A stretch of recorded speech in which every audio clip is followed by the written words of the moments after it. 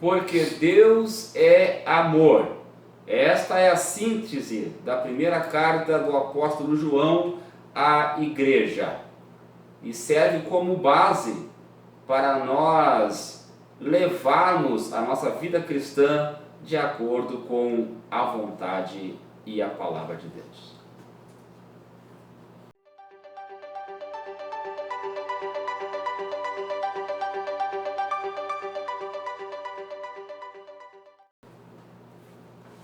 Olá, graça e paz, eu sou o professor Daniel Venâncio, esse é o seu canal Sentinelas da Teologia. A graça e a paz, eu sou o professor Anderson Velasquez e, mais uma vez, com muita alegria e muita honra, estamos aqui com você. E a lição de hoje é a lição de número 10, que tem como título Paulo e o seu amor pela igreja. No tópico 1 da lição, nós temos o título O amor de Paulo pela igreja. E como foi falado na introdução deste vídeo, quando João vai sintetizar a sua carta e trabalhando ali nas relações de amor que uns têm que ter pelos outros, e se não há esse amor, então, para com quem se está vendo, então dizer que ama Deus é uma mentira, porque Deus ele não é visível da mesma forma como nós enxergamos o nosso irmão. Deus é real, Deus existe, nós sentimos, mas nós não vemos da mesma forma como nós vemos o irmão. E se nós vemos o irmão e não amamos, como é que vamos amar a Deus? Então João vai seguir este discurso e ele vai acabar dizendo que Deus é amor. E se Deus é amor, nós que somos seus filhos, nós temos que refletir este amor, porque este amor nos é concedido, nos é dado como um fruto, por meio do Espírito Santo de Deus. E Jesus vai deixar muito bem claro com relação a isto, que todo aquele que quer ser discípulo, seguidor de Jesus, ele deve viver uma vida de amor e de obediência, porque é o princípio do relacionamento cristão, tanto com Deus quanto com o próximo, o amor. E quando o comentarista da lição vai trabalhar a questão de Paulo e o seu amor pela igreja, era justamente isso, Anderson? Porque Paulo era uma pessoa que vivia este amor pela igreja de forma intensa. Por quê? Porque ele entendia que da mesma forma como Deus o amou, como Deus o resgatou, o transformou e o alcançou, o cercou de bênçãos, da mesma forma ele deveria reproduzir esse modelo com a igreja, que é a menina dos olhos de Deus. Nós devemos seguir então este exemplo de amor que Paulo demonstrou para com a igreja. E aqui nós sempre ressaltamos lá na revista, quando nós falamos sobre os propósitos de Deus para a nação de Israel, para o povo que se afastava de Deus, mas Deus sempre trazia esse povo de volta. Quando nós estudamos biblicamente sobre a vida do apóstolo Paulo, o que é vida, fé e ministério do apóstolo Paulo, que é a proposta da revista, aqui o protagonista não é Paulo. Não são qualidades de Paulo que nós estamos falando. Aqui nós estamos falando daquilo que Deus fez na vida de Paulo. Isso tem que ficar bem claro, professora da escola bíblica, amados irmãos. Você tem que destacar isso, porque o objetivo de você falar de qualquer personagem bíblico é expressar a soberania, o poder de Deus na vida daquela pessoa. Então, quando nós falamos aqui do amor de Paulo para a igreja, não é porque Paulo era bonzinho, porque Paulo não é exaltando Paulo, não, mas a obra de Deus, a obra do Espírito Santo, que regenerou, que transformou e fez de Paulo um novo homem. Então aqui a lição está mostrando o fruto do Espírito, ou seja, a consequência, o fruto da obra de Deus, o Espírito Santo na vida de um homem, na vida do apóstolo Paulo. E o próprio Jesus, o mestre por excelência, Jesus ele vai dizer lá no Evangelho de João, no capítulo 13, e o versículo de número 34, dizendo assim: novo mandamento vos dou, que vos ameis uns aos outros. Assim como eu vos amei, e também vos ameis uns aos outros.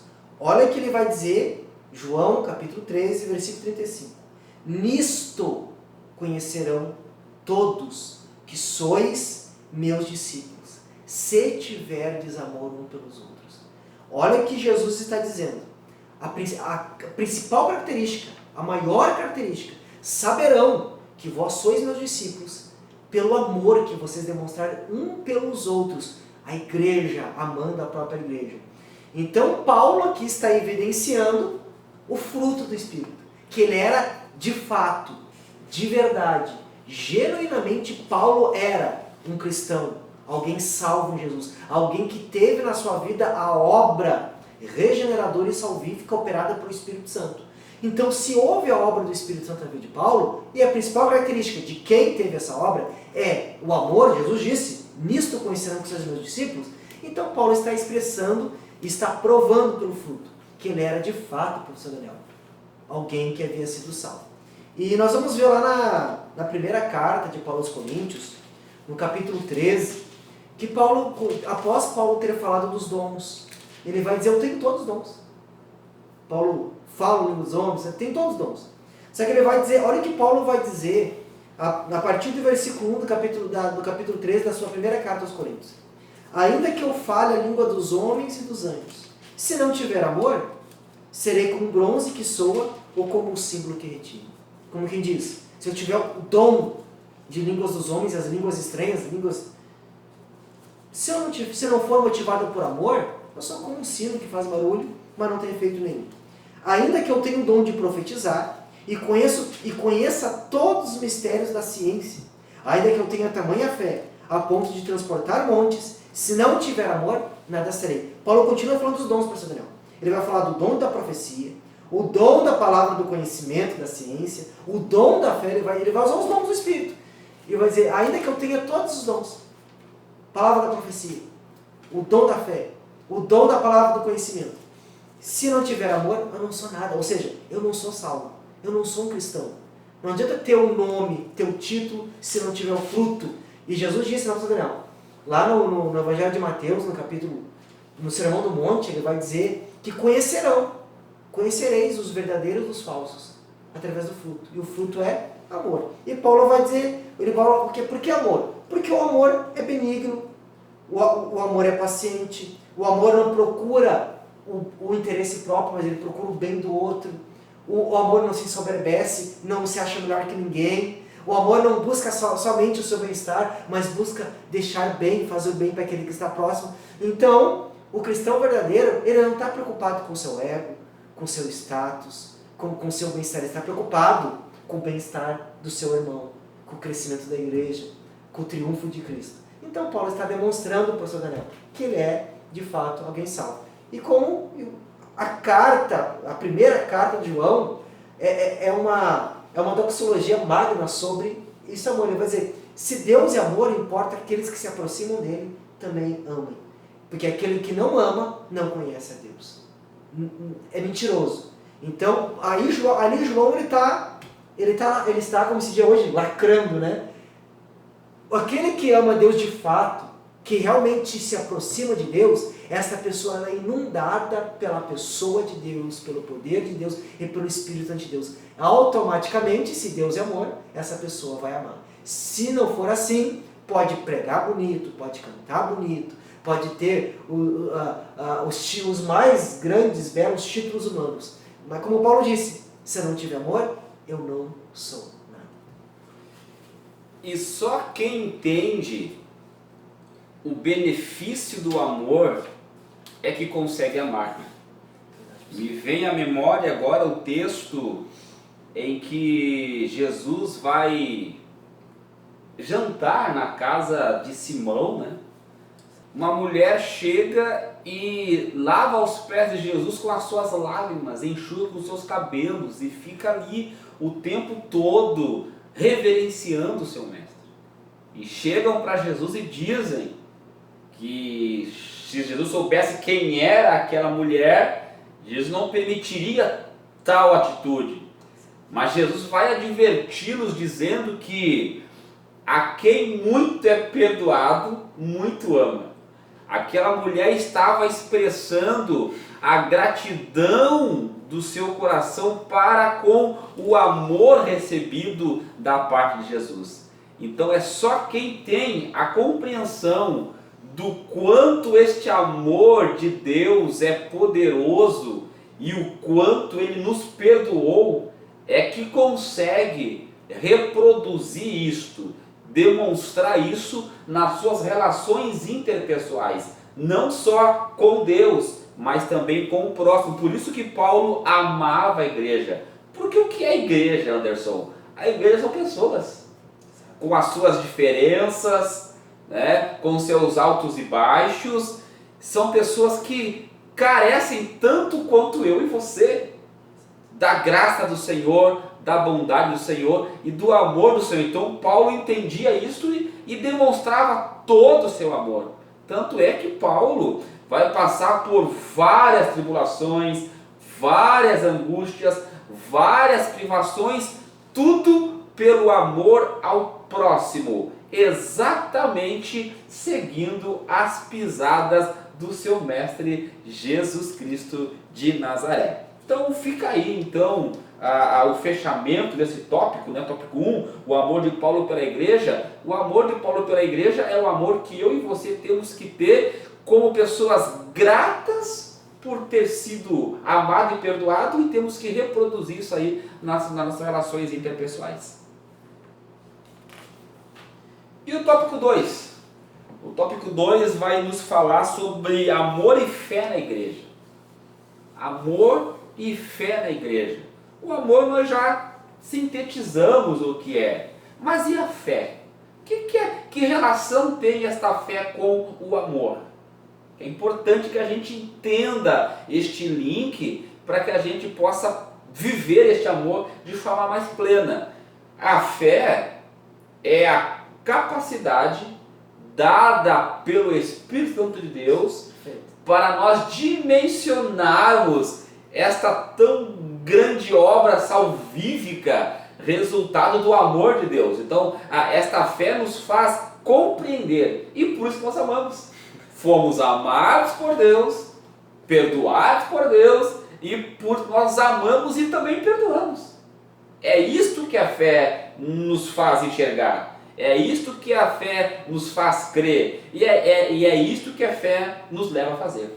E é isso que nós temos novamente, trazendo Deus para o centro. O amor é um fruto do Espírito, dado por Deus. E a fé é um dom de Deus, dado também pelo Espírito Santo. Ou seja, ninguém ama este amor que a Bíblia está falando sem o Espírito Santo. Por mais que você se esforce, o ser humano, ninguém tem este amor, porque é o amor, dom fruto do Espírito. É só quem tem o Espírito Santo que expressa este amor. E fé, aqui falando de fé salvífica, fé cristã, fé genuína. Essa fé, vai dizer lá em Efésios, que não vem de nós, é dom de Deus. Então o amor é fruto, dado pelo Espírito Santo, dado por Deus através do Espírito Santo. E a fé também é um dom de Deus, é dado por Deus através do Espírito Santo. Novamente, não é porque eu quero amar ou eu quero ter fé. Às vezes coloca como se fosse um empenho humano, eu tenho que crer. Não, é o Espírito Santo que concede essa fé. E essa fé, como disse o professor Daniel, é a confiança em Deus, no poder de Deus, na grandeza de Deus, que nos leva a fazer grandes coisas para Deus. Isso é fé. Eu confio que o Deus que eu sirvo é grande.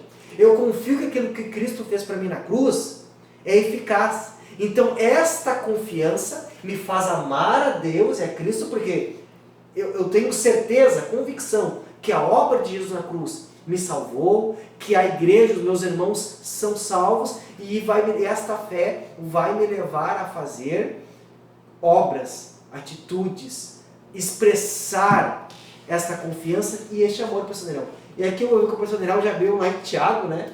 Lá na carta de Paulo Tiago, eu vou deixar o professor Daniel ler depois, mas ali em Tiago, ele vai expressar muito bem isso aí, professor Daniel. O professor Daniel já vai ler muito bem isso, que a fé, que alguém pode dizer, né? Eu creio, eu amo, mas que amor é esse que não expressa em boas obras? Que fé é essa que não tem atitude, que não tem obras para Deus? E tem que ficar bem frisado aqui. As obras, as atitudes, não são porque nós estamos querendo alcançar a favor e a salvação de Deus. Não, a salvação já foi alcançada pela graça, pela obra de Cristo na cruz. Mas a fé genuína me leva, ela me compunge, ela me impulsiona a fazer obras. E que obras são essas? É a verdadeira religião. E que verdadeira religião que é essa? Ama, ajuda, visita os pobres, as viúvas, os necessitados. Fé e amor. Eu amo os meus irmãos que estão em necessidade e a fé, a confiança em Deus me leva a eu ir lá e fazer o bem para eles.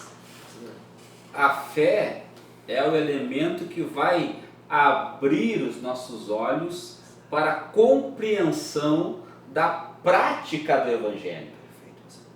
Nós não vivemos o Evangelho de palavras, nós não vivemos o Evangelho, de ideias, nós vivemos o Evangelho prático. E aí a carta mais prática que nós temos no Novo Testamento é a carta de Tiago, né? E antes do pastor Daniel comentar, hoje um dos maiores problemas do cristianismo, pastor Daniel, é a secularização. Hoje o cristianismo virou só um formalismo. É um ritual. Eu vou no culto, lá eu faço a liturgia do culto, no Natal, na ceia, na Páscoa, mas são só formalismos. Não, como disse o pastor Daniel, o cristianismo é algo vivido na prática todos os dias. É uma mudança de vida no dia a dia, diário. Não é só no horário do culto. Não é só nos encontros com a igreja. Não é só nas festas cristãs, Páscoa, Natal. Não. O cristianismo é uma vida de amor e obras movida pela fé diariamente, né, pastor Daniel? Porque o Evangelho, ele é contato, é relacionamento, é prática.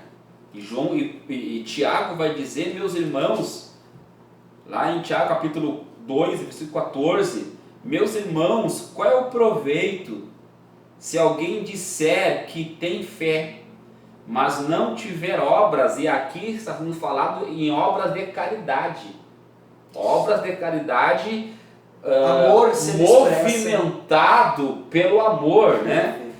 Anda junto, né? Ou seja, eu creio que eu posso fazer grandes coisas pela graça de Deus e esse amor. O amor prático, a caridade.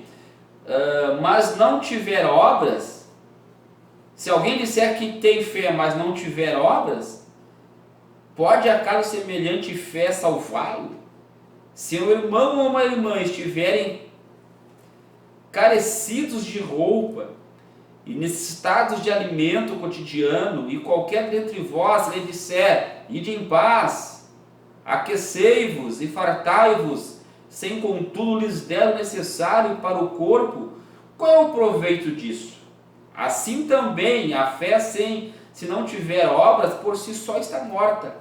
Mas alguém dirá, tu tens fé e eu tenho obras, mostra-me essa tua fé sem as obras, e eu com as obras te mostrarei a minha fé. Crês tu que Deus é um só? Fazes bem, a teus demônios creem e estremecem. Aqui Tiago, Anderson, vai deixar bem claro que a salvação não é pelas obras, mas todo salvo, ele pratica boas obras. A fé genuína que salva, ela leva, nos chama a isso, nos mostra isso. Eu devo fazer estas obras porque eu sou um salvo e tenho que demonstrar a minha salvação através das minhas atitudes, obras de caridade. É isto que nós temos que compreender, e a fé é quem nos leva a isto, nos faz enxergar as verdades reveladoras da palavra de Deus, que é como nós devemos viver de acordo com o que a Bíblia Sagrada nos orienta. No tópico 3, nós temos aqui as 3 virtudes da igreja de Tessalônica: fé, amor e esperança. Fé e amor nós já falamos, né? Vamos falar sobre a esperança.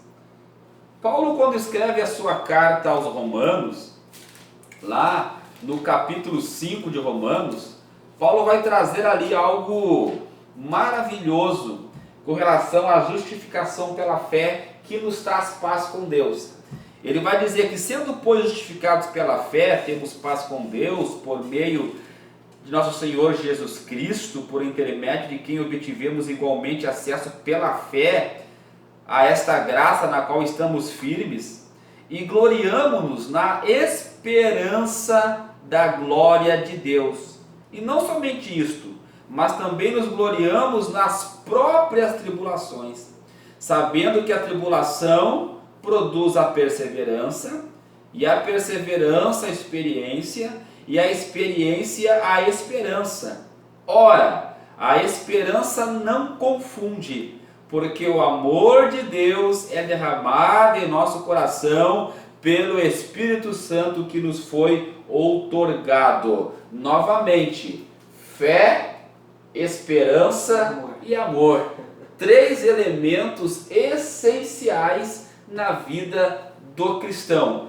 E essa esperança, Anderson, ela é tão gloriosa, ela é tão magnífica, que Paulo vai dizer que ela não nos confunde, ela não traz confusão, porque a nossa esperança é justamente esta, né? A esperança da glória de Deus, que nos está reservada por ocasião da glorificação.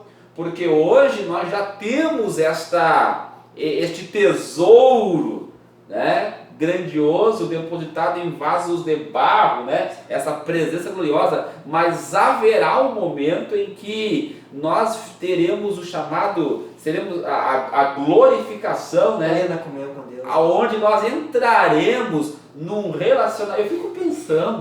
Eu fico pensando no relacionamento de amor da Trindade.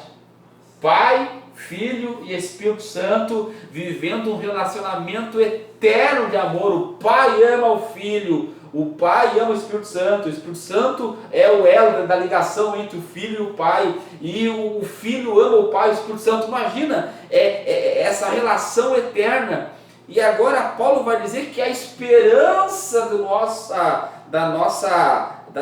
que nos move é esta, de um dia podemos viver este amor de forma plena,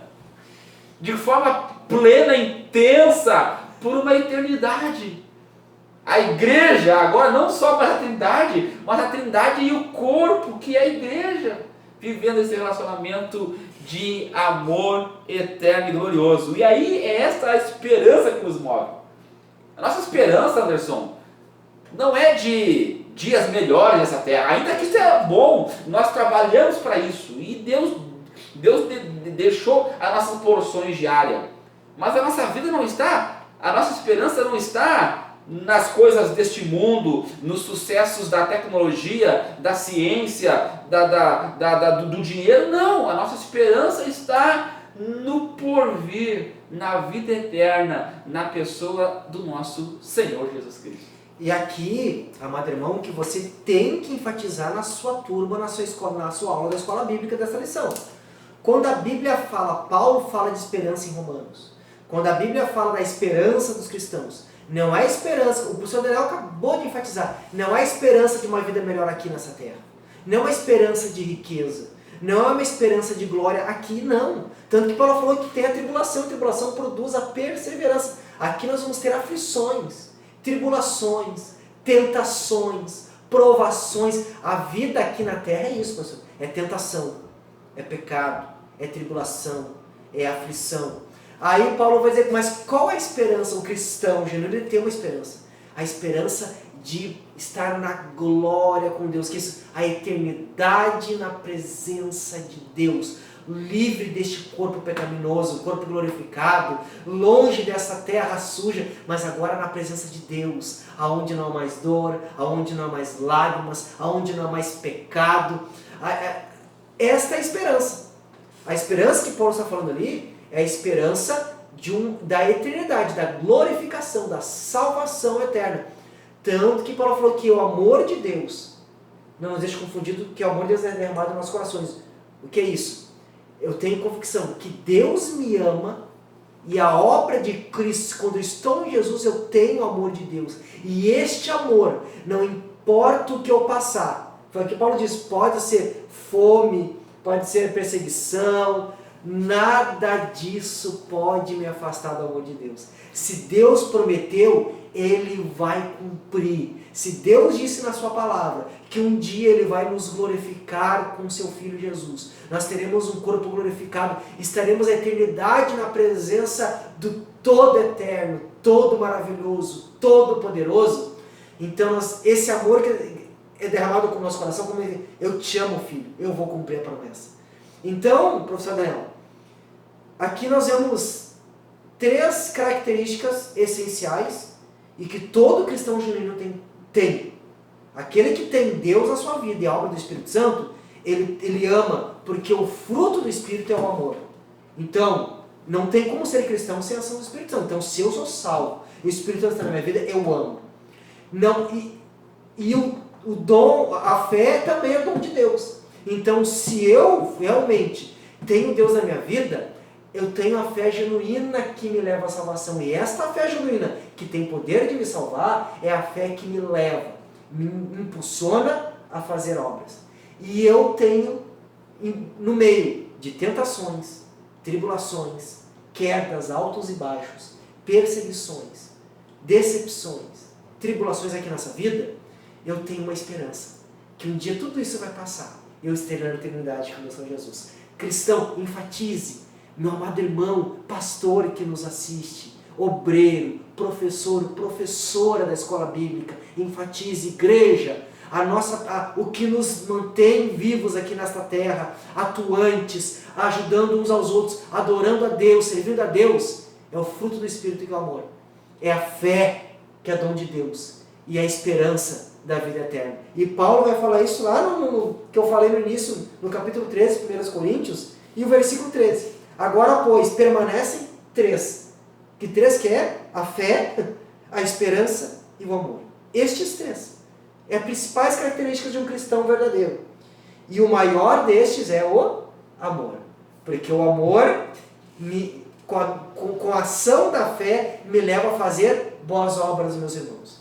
E este amor de Deus na minha vida me leva a ser fiel com a esperança que Deus vai cumprir suas promessas de eternidade na minha vida e na sua vida um dia. Glória a Deus por isso. Professor Daniel. Você pode dar o seu corpo para ser queimado. Você pode se despir de todas as suas roupas. Você pode abrir mão de todos os teus privilégios, sua riqueza, em prol de alguém. Mas se não for motivar, se tudo isso não for motivado pelo amor, nada disto vale a pena. Não, nada sou. Não sou ninguém. Não sou cristão. Não sou salvo. Se não tiver essa Sou apenas um religioso. Nosso meio evangélico está cheio. Resumindo, tudo que nós falamos hoje: fé, esperança e amor. Uma igreja que não consegue compreender as verdades do Evangelho e transformar em prática, não é uma igreja verdadeira. O cristão que não consegue amar ao seu próximo, um cristão que não consegue viver essas obras de caridade, e um cristão que não consegue enxergar um futuro glorioso numa eternidade com Cristo, não é um verdadeiro cristão. Por isso que a essência da vida cristã é fé, amor e esperança. E que esses elementos possam ser uma realidade nas nossas vidas, Anderson, e na vida de vocês que nos acompanham, na vida de você, professor, que tem uma classe para ser amada, doada, no sentido de você se doar a ela, para que o nome de Cristo seja glorificado e essa relação possa se perpetuar para todo sempre. Gostou do comentário bíblico dessa lição?